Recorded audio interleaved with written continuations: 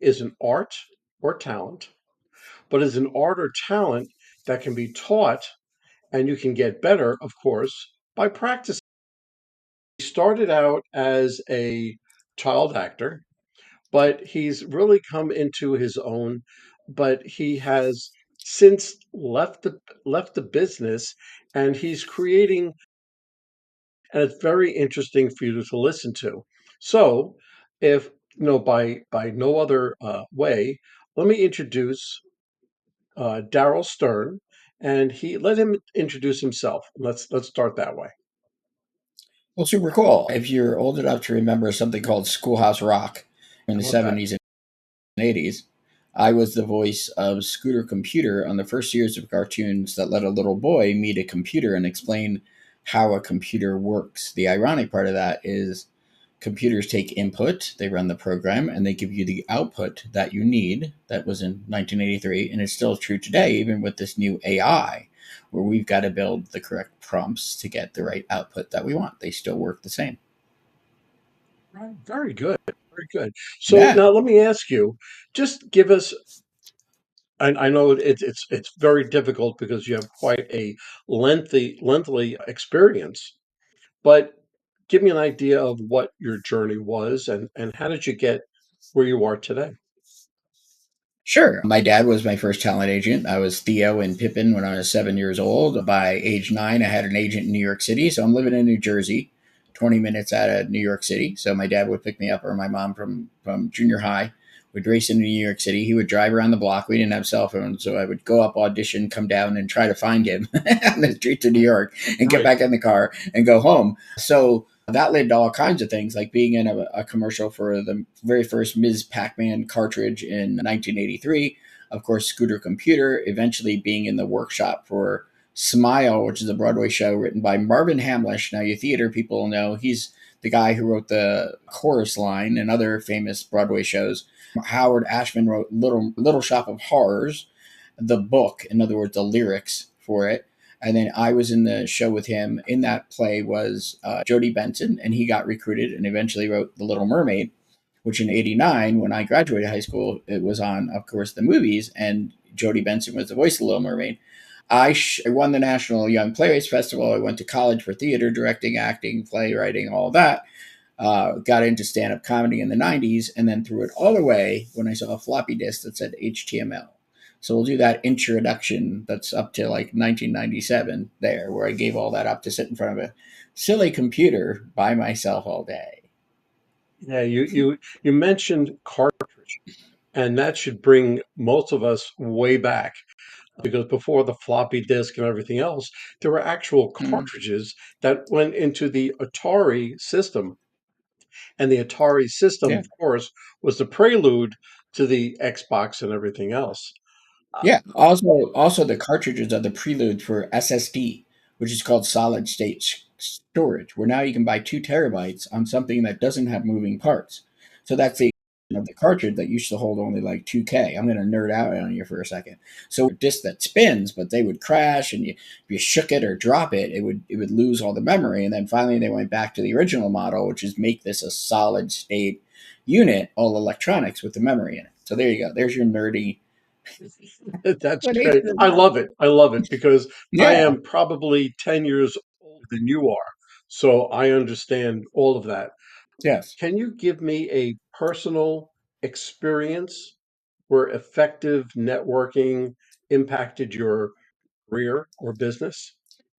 Well, cool. The ironic part is, although I've grown huge network online, I am still a shake hands, meet people in person. So after my divorce, I moved to Denver in 2010. For 4 years, I was still doing work that I could get online, all over the country. But then I met a wonderful lady named Angel Tussey.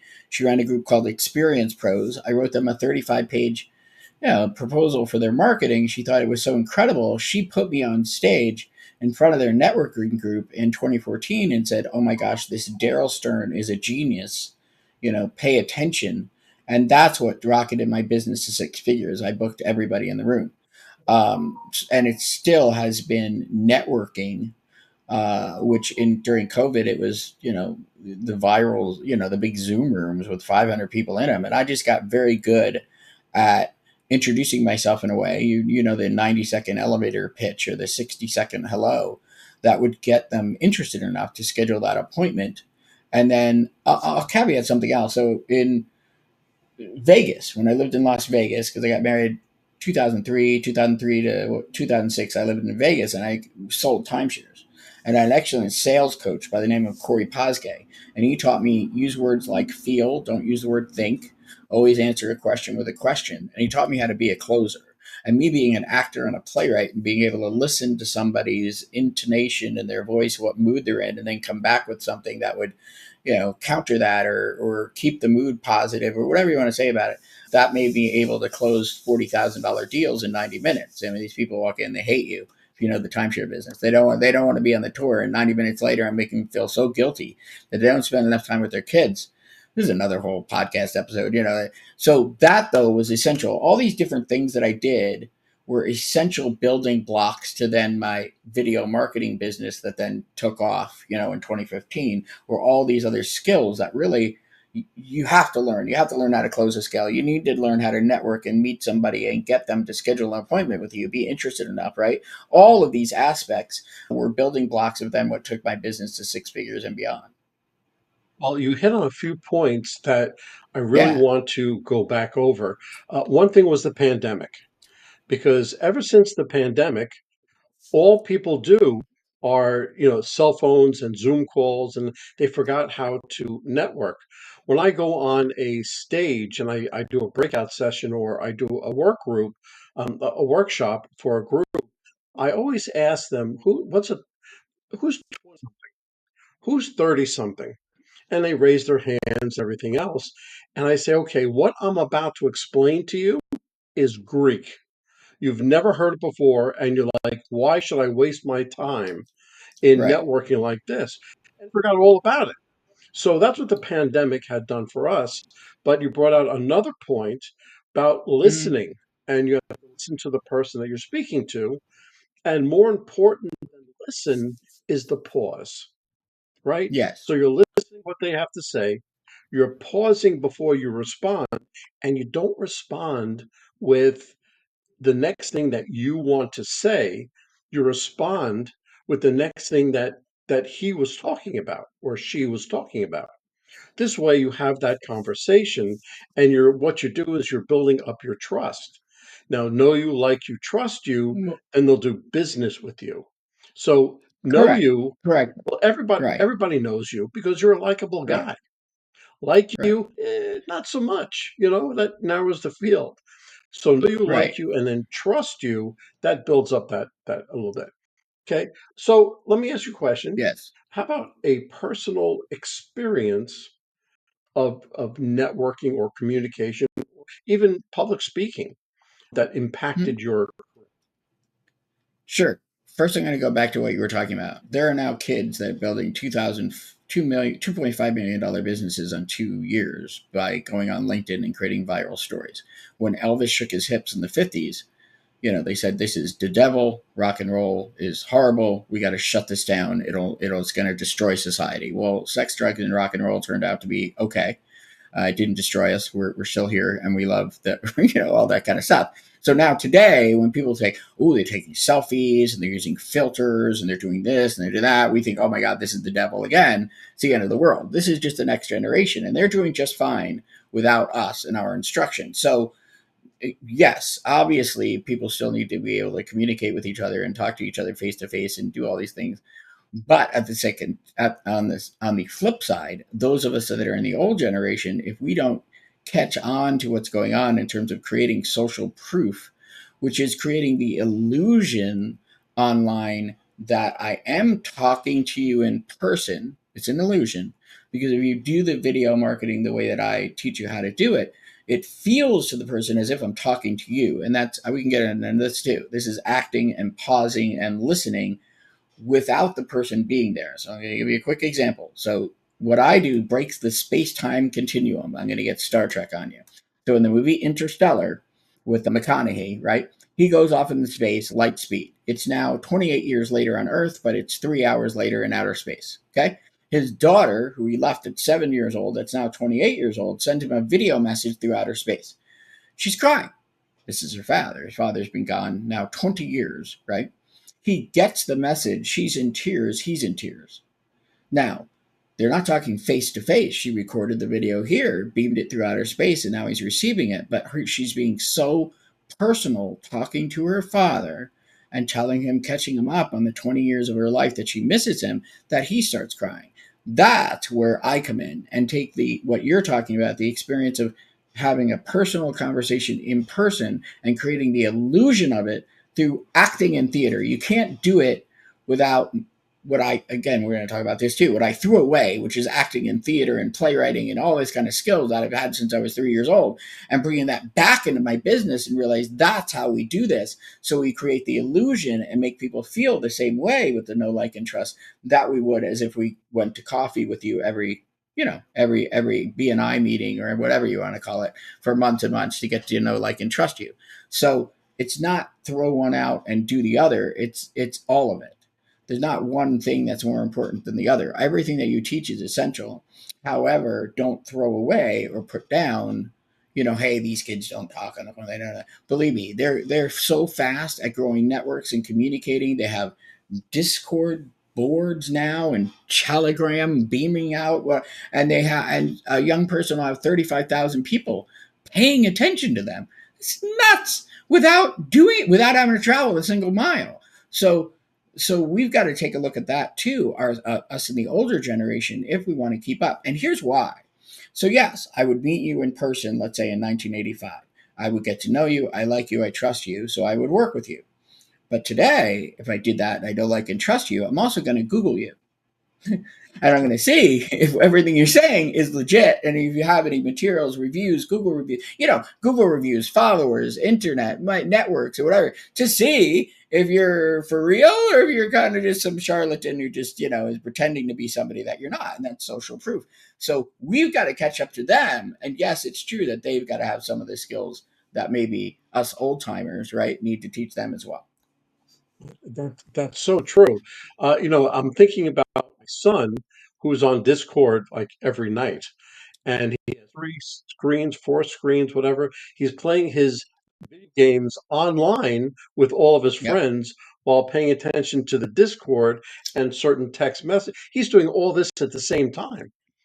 Yep. And, that's how he's networking without him realizing he's networking. Stand up comedy into my public speaking. I'm going to mix the two together. I'm going to mix what I threw away, what I haven't done in 20 something years, and I can do the whole act I have memorized, from 25 years ago. No, 1996. I don't even know how long ago that was, till now, almost 30 years ago, right? Yeah, So I did that, and all of a sudden it was fantastic, right? All of a sudden people are laughing, they're coming over to me, they just love it. They understood and got my character and all that. So one of the big things that I preach, and I think that we do still, is now I'm business version of me. I'm business version. And I'm not going to talk about, well, what I do for a living or or I'm not that, but like how many kids I have, or, that my mom had cancer 20 years ago, or any of these other things. That's a problem when we talk about social networking, social media. Social comes from a word SOCII, meaning alliance, because there was a city state in ancient Greece, ancient Rome. I'm not that smart. I just typed this into Wikipedia. Like that's all I did, right? And Right. it means creating alliances because they were fighting the Trojans and the Spartans, and two city states made an alliance. So that became the word social, which means alliance. So if I'm creating an alliance, these people in your network are not necessarily your customers, but they're your allies, they're your fans, they're your cheerleaders, they're your emotional support when you don't feel so well. So then if you really understand that, you say, well, what social stories would I tell? If you're meeting with somebody, maybe they're a potential client or a friend, it doesn't matter. Like, what are you going to do every week? If you met them every week, you're going to tell them a different story, right? You can say, oh my God, have you heard this one about my grandpa and the truck that broke down? Oh my God, it's a great story. It's those kind of grandpa stories, right? Grandpa's always got great stories. That is social media, right? And the better that you get, and as in public speaking, same skill set again, telling stories is what makes public speaking work, correct? You tell me, because that's what really, Absolutely. and television commercial, this is more like advertising when it's not. It's more like hearing grandpa's stories and tell stories that are just funny, endearing, and demonstrate, where you are and what you're doing right now, and tell a funny joke or show a picture of your dad with you, like back in 1970s, and look at the funny haircut, and all that stuff is what gets this engagement, through the roof. And we'll talk about what's next with follow up, because you're going to talk about. Let's talk about follow up next. That follow up. Go ahead. Let me just stop you right there because Yeah. you hit on a very important part of the public speaking. You know, you can't just go out and speak about a dry anything. You know, you have to put storytelling into your speech.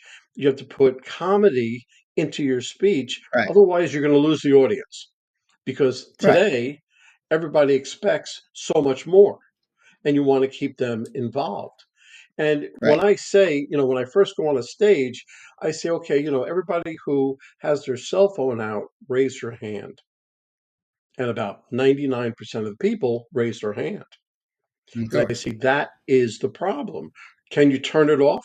Can you put it away? And have people like, well, no, you can't. Why would you want to do that? Why would you want to take my cell phone away? Because attentive to the person. Okay, so I turn all the cell phones on because I tell them take a picture of me and tweet it out or send it out on Instagram with these hashtags, and I'll Right. get more attention, and I'll get more attention to myself. I want it. It's integrated in. So again, this is the generation gap, and also I say if you can't hold an audience's attention, then you need to be a better public speaker. They could be Yeah. eating food. Let's eliminate the phone. They could be eating food. They could be reading a book. They could be whatever. It doesn't matter. If you're not holding their attention, then you're not holding their attention. It has nothing to do with the phone. Now, here though is where we get into the next part. So you said you have to put the stories in, and you don't force it. You don't put the stories No, in. absolutely You not. you they're naturally there, and now I just jumped. Oh, so the next highest level is what I call energy variance. Now this comes from the Stanislavski method of acting. Dustin Hoffman, all the great actors, you have this. What does that mean? Okay, so opera, silent movies, da, da, da, right? We're all overacted because there was no amplification, right? You had to do opera really loud because there was no amplification, right? So it's all overdone. It's all over dramatic, right? Then the Russians, who had been through wars and bloodshed and horrors and that we can't speak of, this woman by the name of Stanislavski created this method of dramatic acting, and they started writing dramatic theater. Right, this was reality now. And what they said was, if you're sad, right, you're going to pull up the actual memory of when you were sad and relive it. And here's what the problem is with the public speaking and the storytelling, where you say, well, I have stories in it. So why isn't anybody talking to me? Because you're not reliving the story. You're really excited on stage because you are actually really learning how to put yourself in the mode of acting, which is not fake. A lot of people think, oh, acting, that's fake. It's not fake. It's being more authentic. It's actually having you feel the emotion that you're talking about when you're expressing it. And that's what Tony Robbins has, Oprah Winfrey, you name it, all the people that have risen to multi-million dollar, billion dollar status, is that they aren't afraid to actually be really emotional and relive the moments of their lives. They don't just talk about it. And the same thing goes on the social media. A lot of people still, PowerPoint presentation today, I'm going to explain the 3 steps to this. Not interesting, not interested in it. You lost me in 3 seconds into the presentation. I'm going to go pick up my phone and read a book, right? So all the things you're saying are spot on. I just caution when you say, well, oh, but the phone, is bad. I say, no, the phone is great. You're not going to take it away. It would be like saying when television came out, right? And then let's say they were all watching television or whatever, and you're trying to get the attention in the room, and you say, oh, everybody turn off the televisions. They're not. You just got to be better at what you do, One, get them to focus on one you. thing that I Yeah. one thing that I say about phone is that it is major distraction. And when you're sitting down with somebody, and if your phone goes off, you immediately look at your phone. and if it vibrates, if it whatever, you don't have 100% of their attention. So by Well, that's fun. So that's disrespect. Okay, if somebody has their phone on and it's beeping and ringing, yeah, that's disrespect. There have been Broadway shows on Broadway, living theater, where they have stopped the show over to yeah, this person and say, "What the are you doing?" And they've been yelled at and kicked out of the theater because that's just disrespect. So yeah, it can be on silent. You can be taking pictures and putting them on Instagram, all those kind of things where nobody's, they know it's not a disturbance to anyone. But I mean, that's just like they have it at the movie theater now, right? Silence your phone. Somebody's in front of you and they got the phone is bright and it distracts from the movie because of the light and all that kind of stuff. I'm trying to bring this all around. So Yeah. let me ask you a question. What essential tip would you give somebody that's looking to improve their networking or sales skills? Take an acting class, take a theater class, take a playwriting class, take a comedy class, join an improv comedy group. We are in a world of media, video media performance. If you aren't seen and nobody gets to know, like, and trust you, you won't attract the attention that you want. And of course, public speaking and join a Toastmasters and learn how to tell a really good story and all the other skills. This is now a performance driven media based on your ability to be more of an actor and a public speaker. It has nothing to do with the technology. This is the thing people ask all the time, right? Well, how does LinkedIn work? How do you click and you post?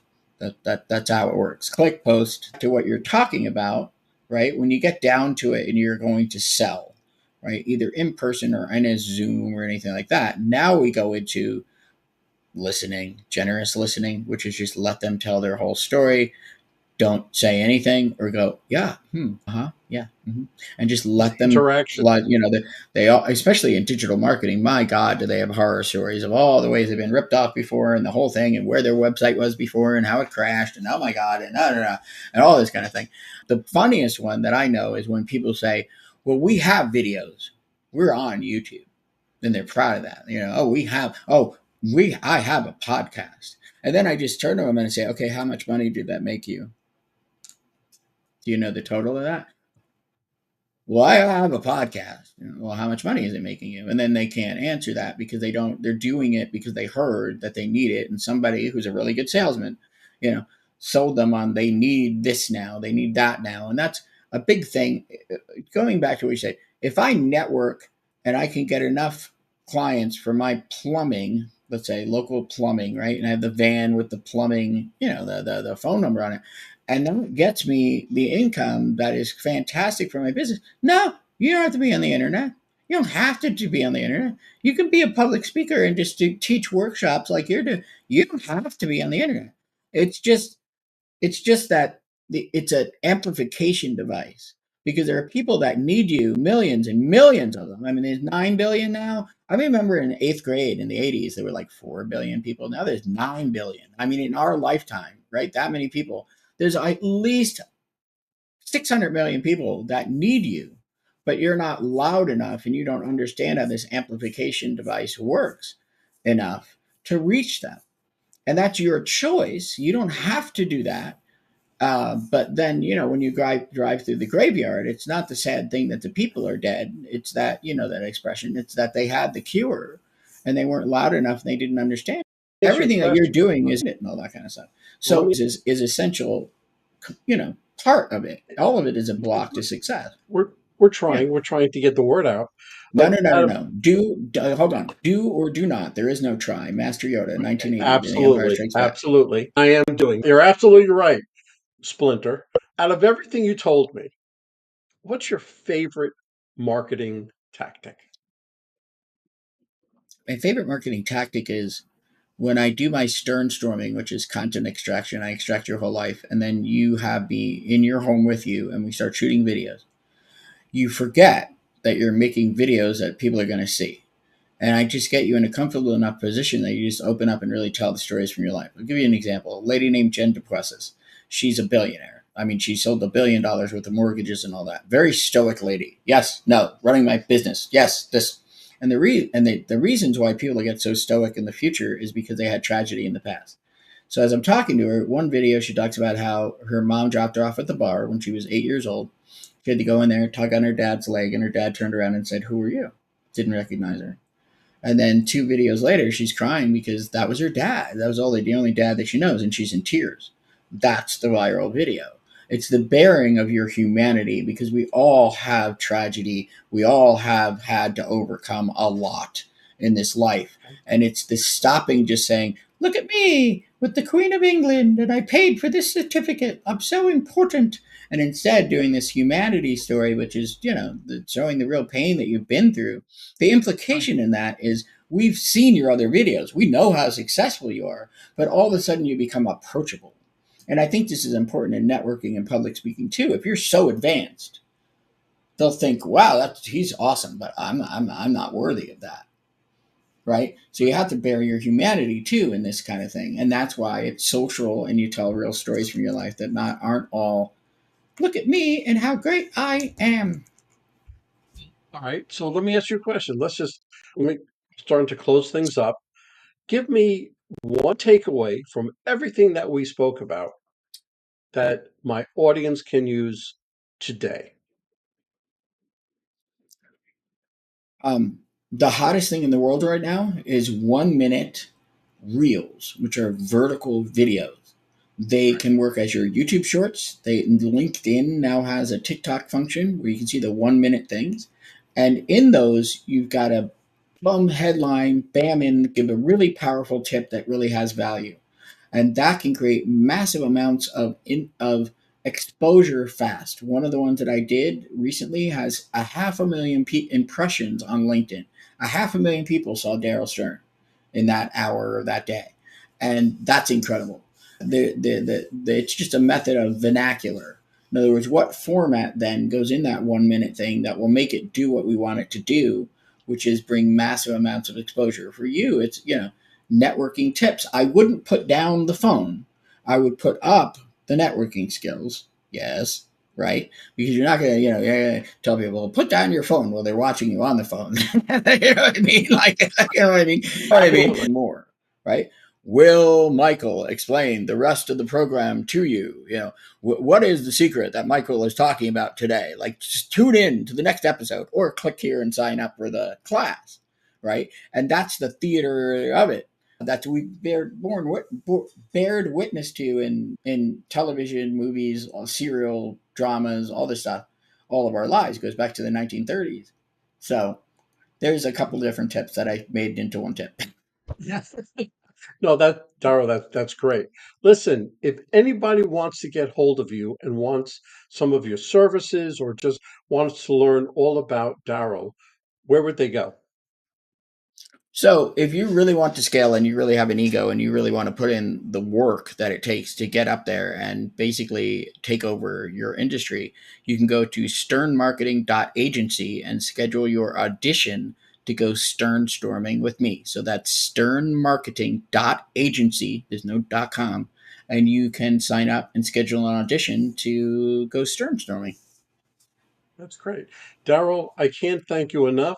You gave some great insights, and I look forward to talking to you in the future. And hopefully, everybody they want to learn about acting, about how to market themselves, or the comedic value. Please go see Darrell, or listen. Just ask him anything. He's good. All right. So have a great day. Well, that's a wrap, folks. A huge thank you to our special guest for sharing such incredible insights today.